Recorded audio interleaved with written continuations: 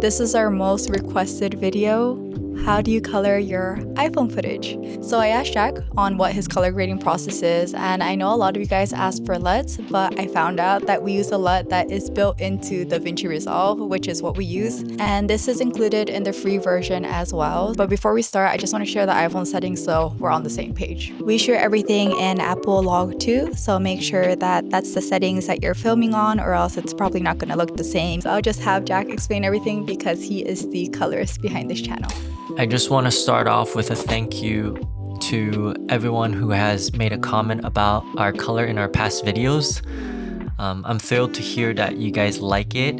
The film LUT we use is actually built into DaVinci Resolve.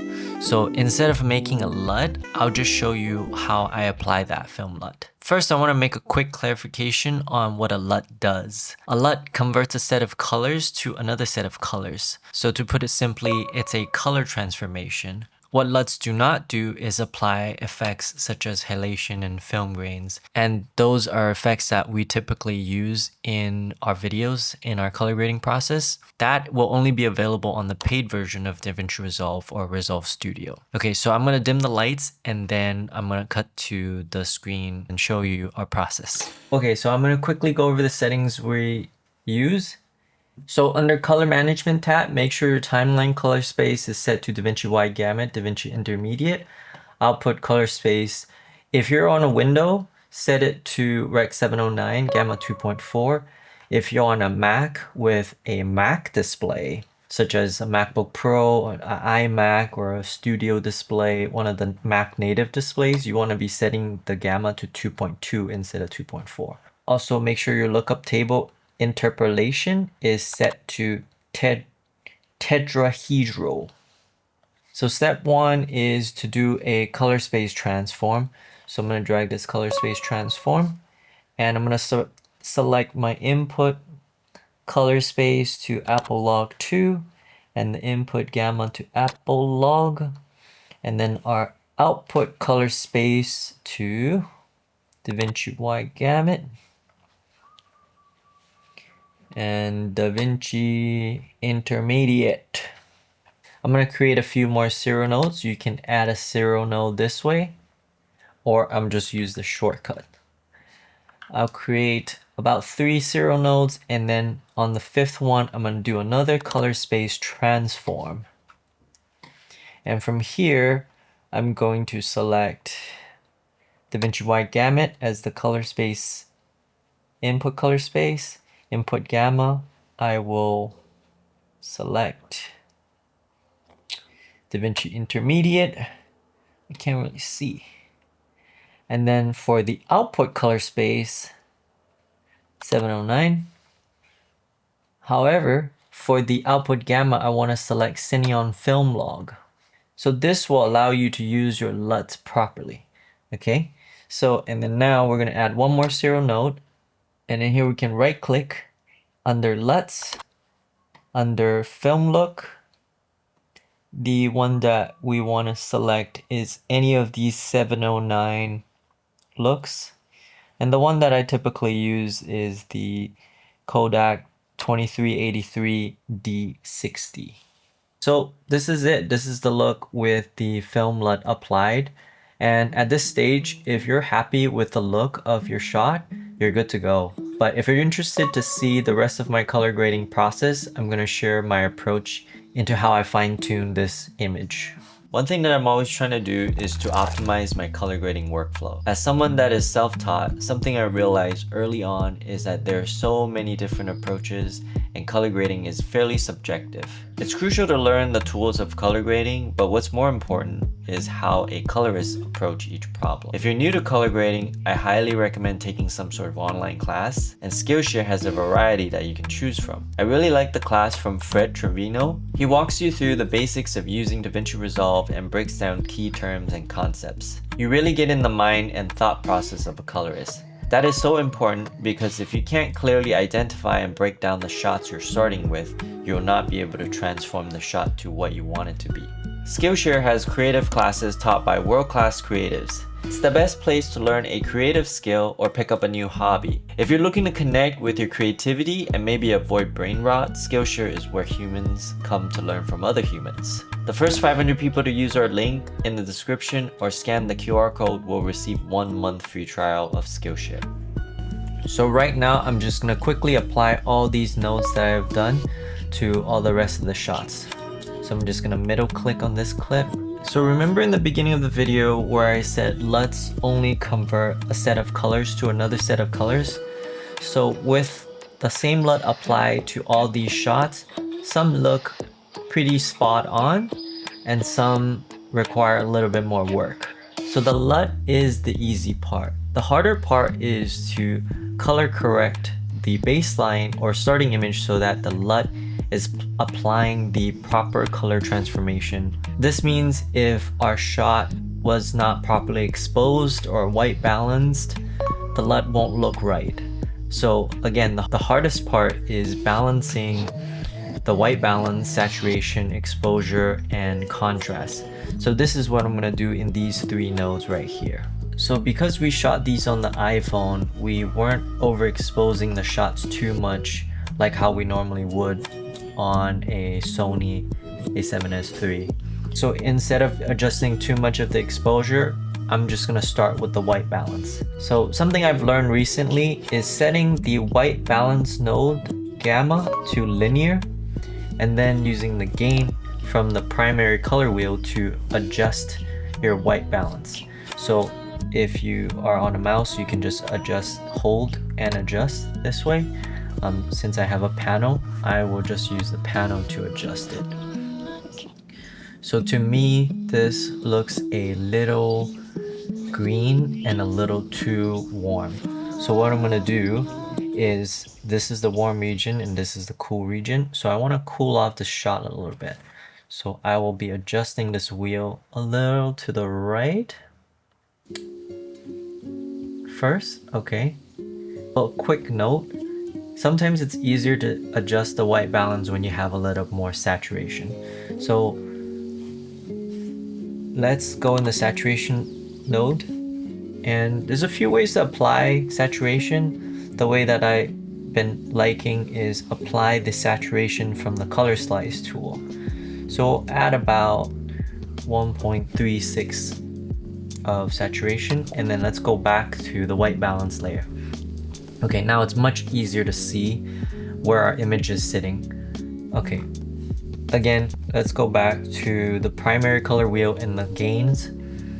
And to me, this image is now a little too warm and perhaps a little too reddish magenta-ish. So let's drag this wheel down.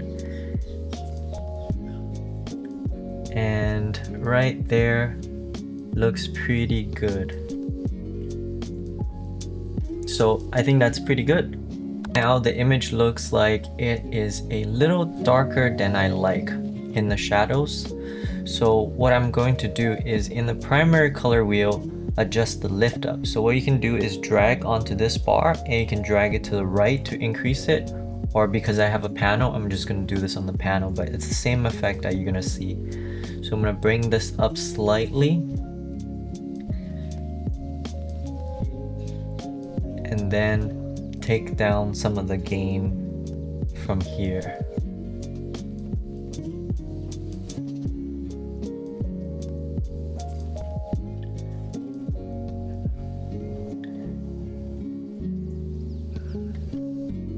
And then I'm going to increase the gamma ever so slightly.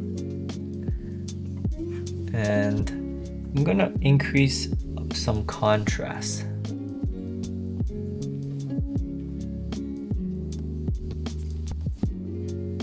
And then I think now I'm gonna bring down the gain slightly. So every shot is different. Basically, the adjustments I've made is very subtle that you almost can't see much of a difference. So all I did was just lift up the shadows slightly. So this is before and this is after. Just a very slight difference. This is also pretty underexposed. But the thing is, because there is a window and there are details that are really hot, I do want to bring some of that detail back down. You know what, let's start with the exposure. Again, I'm going to go into the HDR tool and in the global exposure, bring this down just a tad right there. And then go back to the primary color wheel, increase the contrast. Nice. We'll park it there, right around there. Take the gain down slightly. There we go. And then boost up the blacks. Sorry, boost up the lifts. Sorry, bring up the lift. Bring down the gain a little more. Right there. Okay, so before and after, we're just trying to bring back some of this exposure right here. Okay, now let's white balance this shot. Again, make sure the gamma is on linear, and in the primaries color wheel, in the gain in the primaries color wheel, I think I want to increase a little bit more warmth. So add some warmth. So let's push it away from the blue again. There, okay, not too much. And then in saturation, I'm gonna bring this up a little bit, just a little bit. Okay. And let's give you a full view of that shot. Okay, that's pretty good. Let's work on the next shot. This was shot with the front camera on the iPhone, which turned out very nice. Okay, so first thing, let's identify it is a little bright. So again, going to the HDR wheel, bring down the global exposure just a bit so I can see the details on the face. Yeah, that's before and after. Great. Let's add some saturation to see how we should white balance this image. Just boost it up to about 30. Honestly, this shot looks pretty good like this. The color in the skin is good. So what sometimes the LUT does is it cools the shadows off, so you can see like some of these white parts are a little bluer, but to me this is pretty well white balanced naturally, so I don't need to really adjust the white balance. If you do find this blue distracting, what I would recommend is specifically target that blue. So let's add a node here, and you have a lot of options to remove this blue. One of the easiest option for me is just to take the saturation in the blue, in the color slice tool, there's cyan and blue, and this is the saturation. I just bring this down a bit, and now kind of take away that. So this is with the blue and this is without the blue. Yeah, so it also takes away from the sign, which is fine because your primary subject is the person, right? So I think that looks okay. I mean, if I really want to adjust it, I can go into the primaries and bring up the lift a little bit, bring down the gain slightly, bring up the lift a little bit, and give it some contrast. Yeah, so this is before and after. So it's just not as harsh. I think before it's a little too bright, and now we just kind of brought it down a bit. So color grading is kind of subjective. If you do like a brighter look, you probably could just skip that step. But yeah, it's totally up to you. So at this stage, this is what the image looks like with the LUT applied. Because we have the studio version of DaVinci Resolve, I like to add some effects like the halation and film grain to the shot. I would probably add the halation right after the saturation layer. Add it there, view the glow area, and I just want the brightest parts to give some of that halation. So that is that halation look. And then film grain, I would probably add this to the very end. And there's a lot of options to play with. It's up to you on what you like.